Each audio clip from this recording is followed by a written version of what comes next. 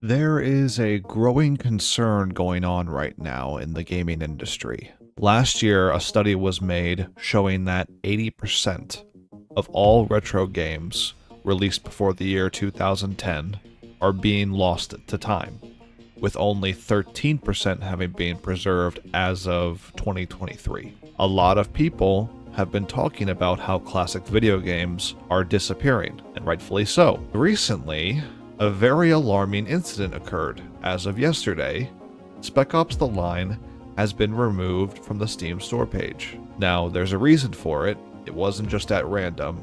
However, I think the problem lies in how the removal was handled. Just a heads up, at the time of recording this video, the game is still available on GOG, Good Old Games, and on Humble Bundle, both of them having their own sales going on right now. Although, I think Humble Bundle's sale is only for those who have been with Humble Bundle for a while and they have that discount. But if you want to get those games right now, now's the time to get them. I don't know if the games will even be available after I record this video. The issue isn't necessarily that it was removed. The issue with this removal is how it was handled. The abruptness of the removal was the problem.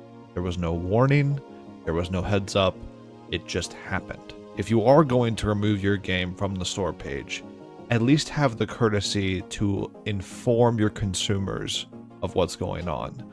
I know it isn't a requirement, but out of respect, they should still do it. The reasoning for it was due to music licensing. According to this article by Andy Chalk of PC Gamer, it's revealed by a 2K representative that, quote, Spec Ops: The Line will no longer be available on online storefronts as several partnership licenses related to the game are expiring.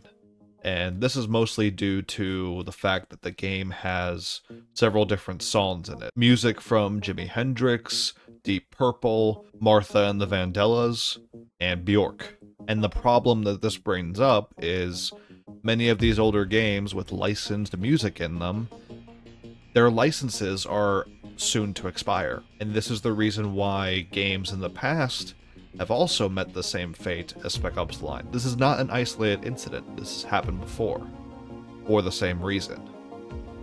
And it brings up a very interesting issue in the gaming industry, and that is these music agencies with licensing practices that are outdated aren't able to keep up with the fast-growing pace of technology. There was another article that I had read recently also, Music Licensing in Games, Trials, Tribulations, and What's Next. This one was an article on gamesindustry.biz by Reese Elliott.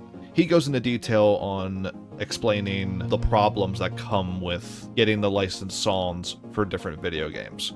They have to contact the representative of the music studio, the representative of the singers, the representative of the whole band as a whole, and get all these different agreements set at the table. And that can take anywhere from a few weeks to a few years.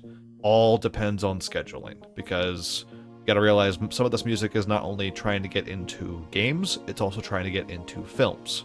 And that's a lot of meetings with a lot of people, a lot of contracts to sign, licenses to license out. It's a whole jungle of hoops you have to go through. My concern is referring to games that have a lot of music. Brutal Legend, as we all know, and at least those who have played the game, it is filled with different types of rock music from different time periods. And the game is going on its 15th year on the market.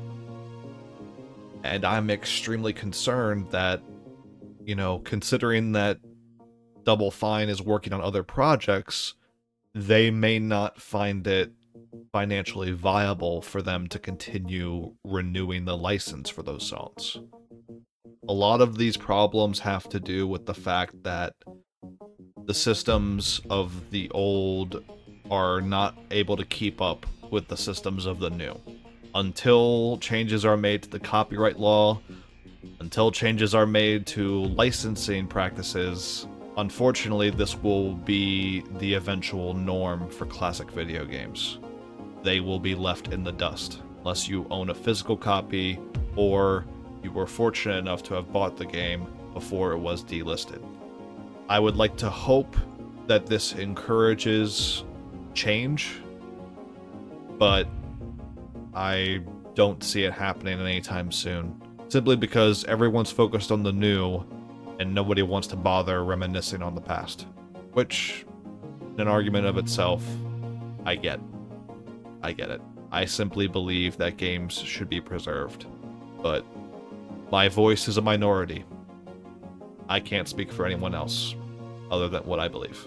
Feel free to talk about the situation in the comments below. I love reading all of your comments, and I love hearing all your thoughts about the stuff I talk about. I think I'm going to start doing more videos like these, getting my thoughts out in the open and having discussions. I think it'll be a good way to engage with viewers. And I enjoy reading your comments. I like talking to you guys, so feel free to vent here with me or give your opposite takes on the matter.